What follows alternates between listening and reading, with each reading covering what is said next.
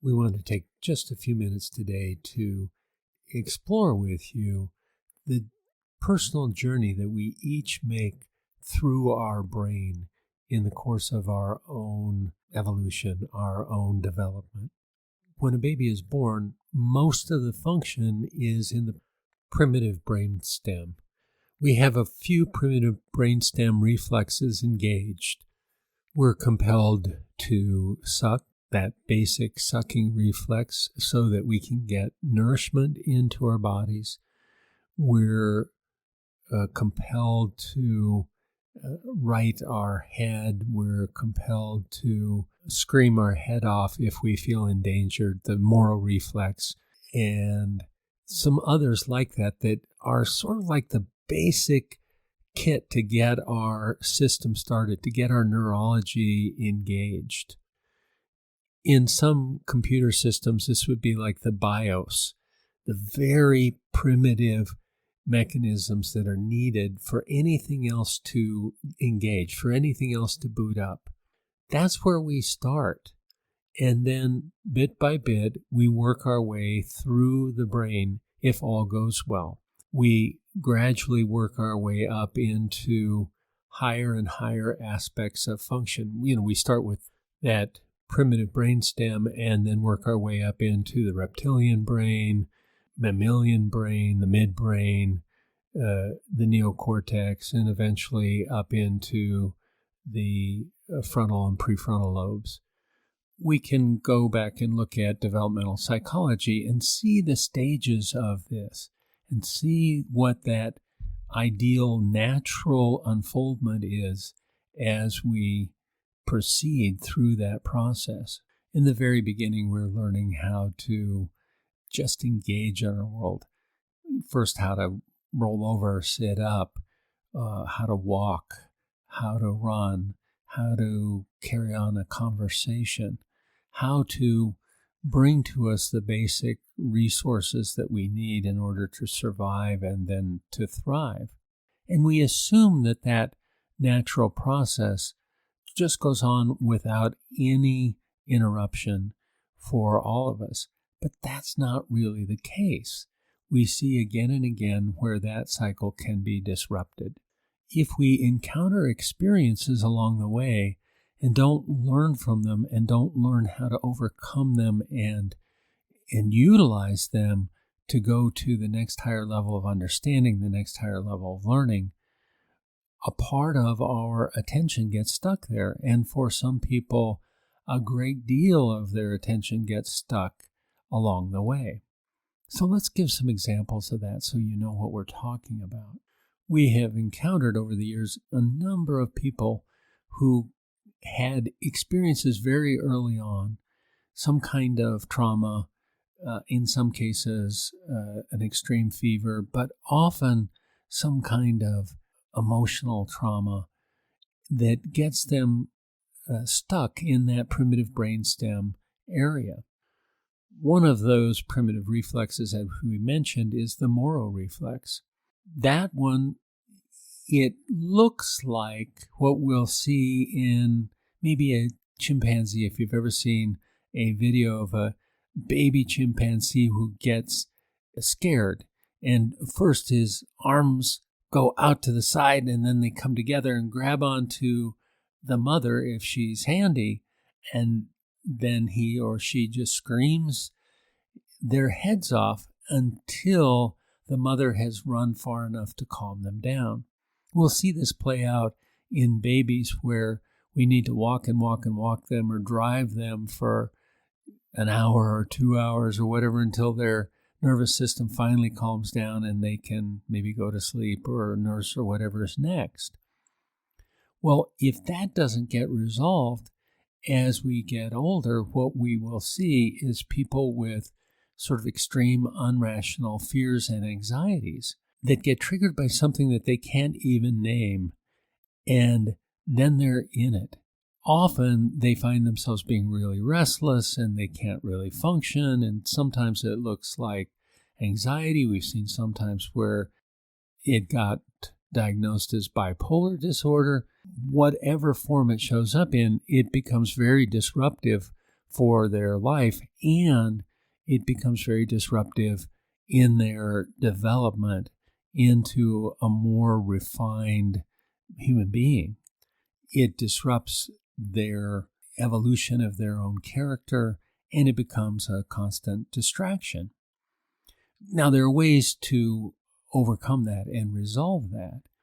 Our point is that that happens again and again in the course of someone's life.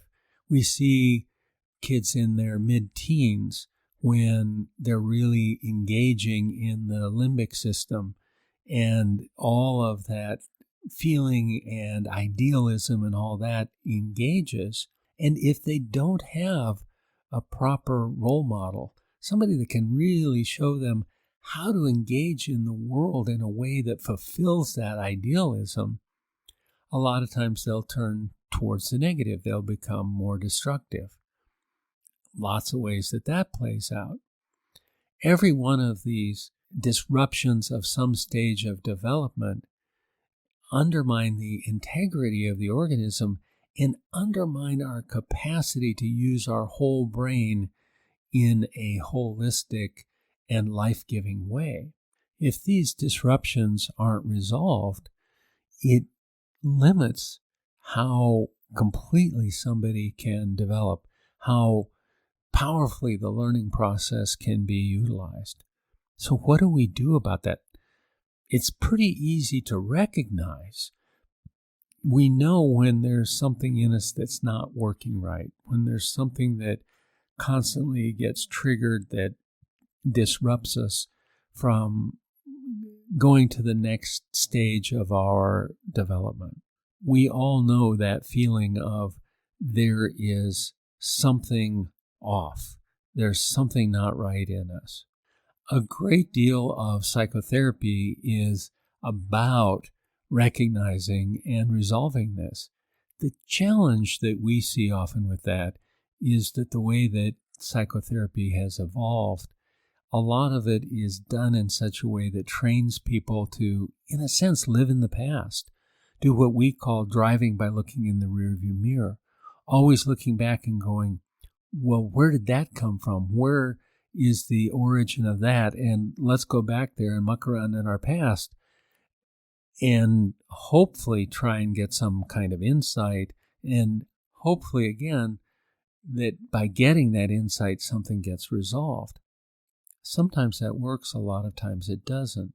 We take a much more forward-oriented movement. Let's look out the windshield out to where we're going and notice when something disrupts that process of moving forward. Notice when something goes awry in our current experience. The pattern can be recognized by going to the past, but it also exists right now in this moment in our experience. And that interferes with our learning. So a great deal of the podcasts that we've done up to now have been directed towards what do we do when we find that there is something that disrupts that experience, that takes us off track.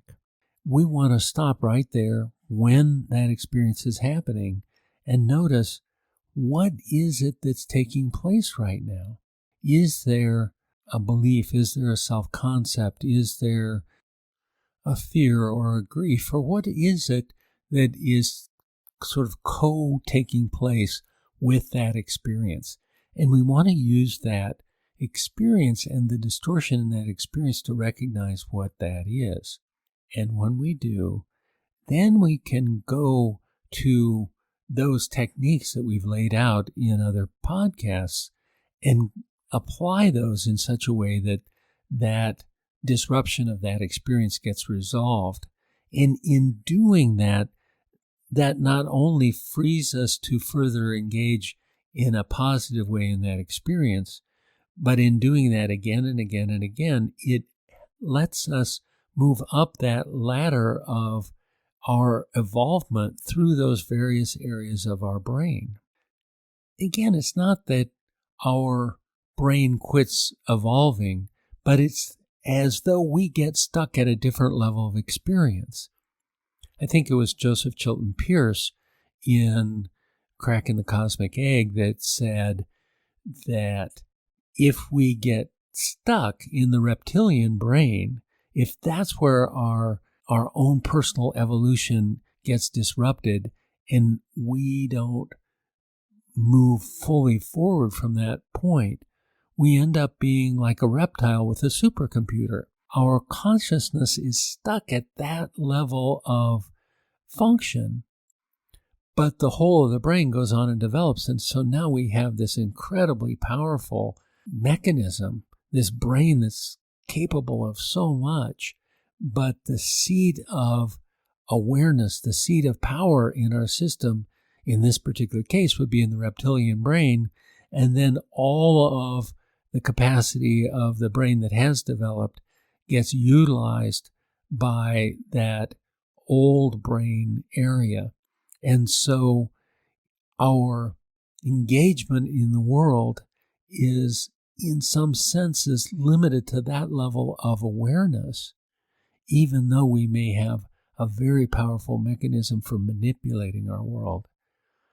We're not able to move up to the highest level of experience ourselves and the highest level of contribution and the greatest levels of learning and success. We invite you to, as you're listening to some of our other longer podcasts where we're able to go into those techniques, keep this in mind. Is there some place that we're getting stuck? And does this give us a tool to get ourselves unstuck and to be able to move along and utilize this magnificent supercomputer that we have available to us?